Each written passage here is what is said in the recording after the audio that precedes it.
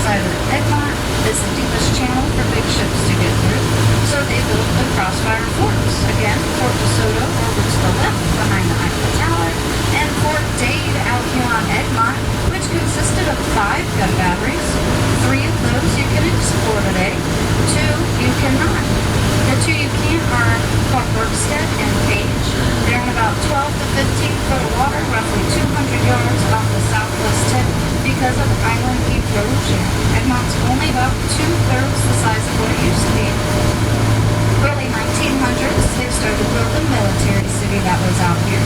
They had everything they needed to run a small city for about 300 to 500 people, 70 buildings and houses, medical center, fire department, post office, bakery, tennis courts, bowling alley, a coal power plant, power the whole island, even a train track system to transport things from one side to the other. Coincidentally, they decommissioned that in the early 1920s, right around Prohibition, when they banned alcohol. They didn't want anyone drinking or having any more fun. But our local bootleggers took advantage of this abandoned island, started making and hiding alcohol right here on Egmont.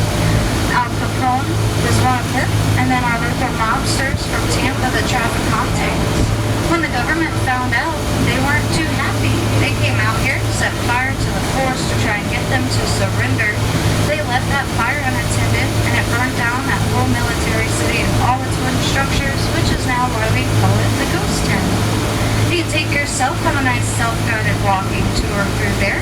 They put placards up in front of each of the old foundations that are left to tell you a little bit about it. Hopefully you guys did read your email.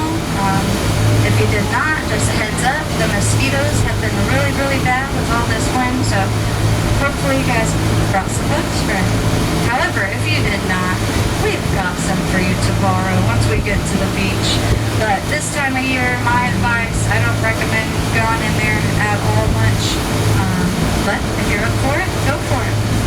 The whole southern half of Egmont is a bird sanctuary. Our last count was at about 35,000 pairs of nesting birds. We also have gopher tortoises out on the island. Do not feed or touch the tortoises, and most important, don't put them in the water. Tortoises cannot swim. I was actually really worried about them with the storms because they got like 15-foot storm surge out here. But they're still out here.